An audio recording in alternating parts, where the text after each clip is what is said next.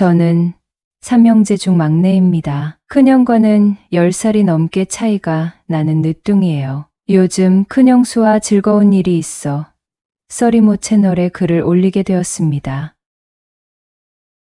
좋아요, 구독 부탁드려요. 저는 30대 초반이고요. 큰형은 40대 초반이고 형수는 형과 동갑이에요. 아이 하나 낳아 키우고 있는데 둘째를 간절하게 바라고 있다고 들었습니다. 저는 이제 돌이 넘은 귀여운 아이를 키우고 있고요. 제가 대학에 들어가기 전부터 형과 형수가 교제를 했어요. 형수님은 형과 오랫동안 친구로 지내다가 결혼하게 되었고 형과 사귀면서 저희 집에 많이 놀러 왔어요. 형수님은 언제나 밝고 상냥했고 저희 가족과도 잘 어울렸습니다. 그래서 저도 형수님을 큰 누나처럼 잘 믿고 따르는 사이였죠. 큰형수는 결혼하자마자 아이를 낳아 키우고 있는데 아이가 동생을 낳아 달라고 노래를 부른다고 합니다. 그래서 외동으로 키우려던 계획을 바꿔서 둘째를 가지려고 노력하고 있다고 하더라고요. 어느 날 회사에서 점심을 먹고 시간이 남길래 형수님께 연락을 했어요. 잘 지내시냐고요. 형수님은 반가워하면서 이런저런 얘기를 나눴어요. 저는 영업일을 합니다. 그래서 업무 시간 중간에 시간을 활용할 수 있어요. 형수님과 다음날 점심을 같이 먹기로 약속하고 전화를 끊었습니다. 형수님은 운전을 못해요. 제가 형수를 태우러 집 앞에 가서 근처 식당에서 점심을 먹었어요. 식당에는 커피를 마시는 공간이 따로 있어서 그곳으로 가서 얘기를 나눴어요. 형수는 아이가 초등학생이 되니 정신적으로 챙겨줄 것은 많지만 몸은 좀 편해졌다고.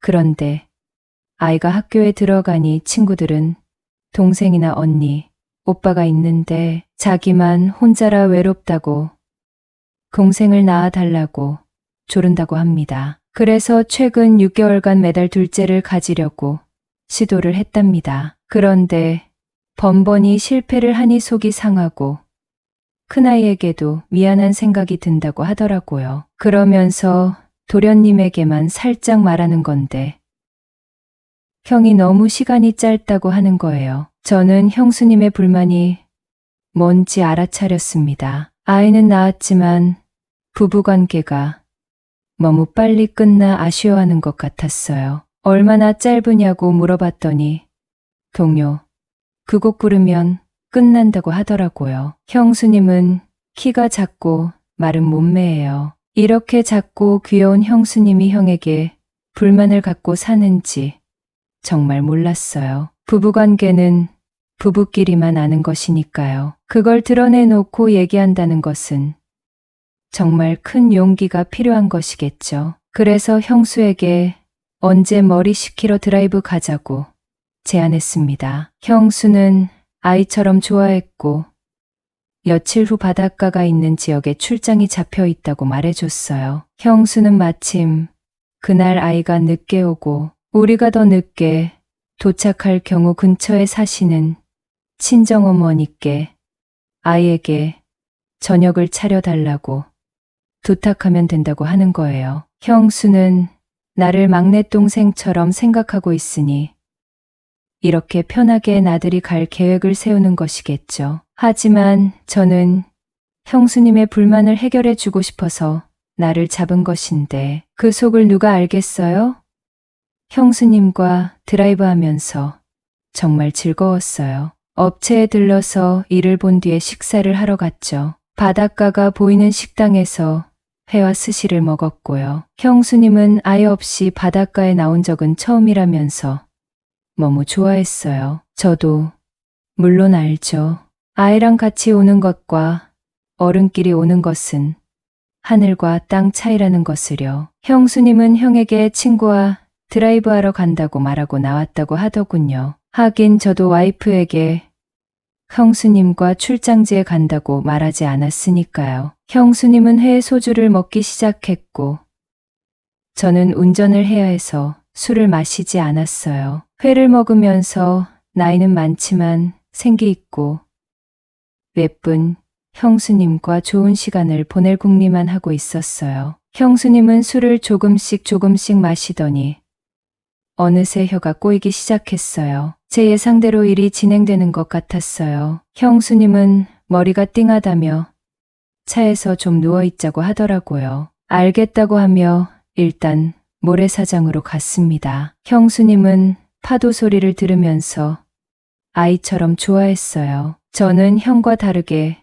키가 엄청 커요. 게다가 합기도 사단이고요. 큰 체격에 운동신경도 좋아요. 하지만 형은 작고 왜소한 스타일입니다. 형은 대기업에 다니고 있고 자상한 가장 역할은 잘하고 있는 듯 했어요. 하지만 형수님이 느끼는 불만은 잘 모르고 있는 듯 했어요. 형수님은 모래사장에서 모래를 만지작거리더니 졸음이 와서 안 되겠다며 제 어깨에 기대고 앉아 있었어요. 저는 그러지 말고 잠시 누워 있다가 가자고 차에 태웠죠. 형수님은 반은 잠이 들었고 모텔 앞에 차를 세웠습니다. 형수님은 잠에서 깼고 여기가 어디냐고 놀랬어요. 형수님도 다 알고 나를 따라온 것 아니냐고 했고 형수님은 일단 머리가 아프고 잠이 쏟아지니 들어가자고 하더군요. 저는 형수님을 기쁘게 해드리고 싶다고 했고 형수님은 눈을 감고 생각하더니 알겠다고 했어요. 우리는 하나가 되었고 형수님은 너무 만족해 했습니다. 형의 것과 크기도 시간도 다르다며 세상에는 이런 사람도 있구나 하는 걸 처음 알았대요. 형수님은 형만 사귀고 결혼해서 남자 경험이 없다고 들었거든요. 그날 우리는 2번 더 일을 치렀고 사랑하는 사이가 되었어요. 아니, 오히려 형수님이 언제 시간 되냐고 연락을 해왔죠. 여러분은 써리모의 영상을 재미있게 듣고 계십니다.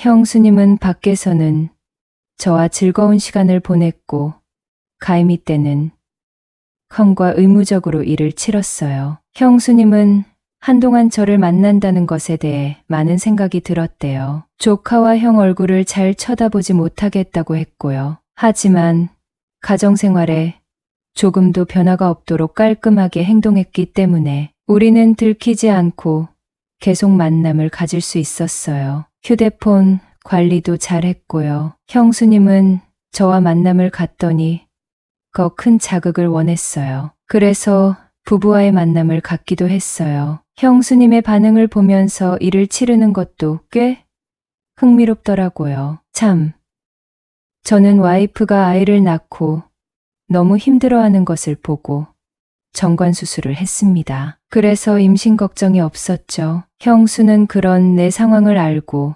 적극적으로 만남을 갖길 원했어요. 명절에 친척 어른들이 계실 때 형수님과 스치듯 지나가면서 우리만의 사인을 주고받기도 했고요. 명절이 지나고 형수님에게 전화가 왔어요. 기다리던 둘째가 찾아왔다고요. 진심으로 축하해줬습니다. 그리고 3달 정도 지난 뒤에 입덧이 없어지고 몸이 편해질 때쯤 다시 만남을 가졌어요. 아이 낳기 직전까지요. 형은 둘째 아이 출산용품을 사야 하는데 바빠서 동행하지 못한다고 얘가 형수님이랑 같이 다녀주라고 부탁을 했는데 저는 그 기회를 잡아 형수님과 좋은 시간을 보낼 수 있었습니다. 형수님은 건강한 아들을 낳았고 형수님이 몸조리하는 기간 동안에는 참고 지켜볼 수밖에 없었어요. 와이프 얼굴을 보면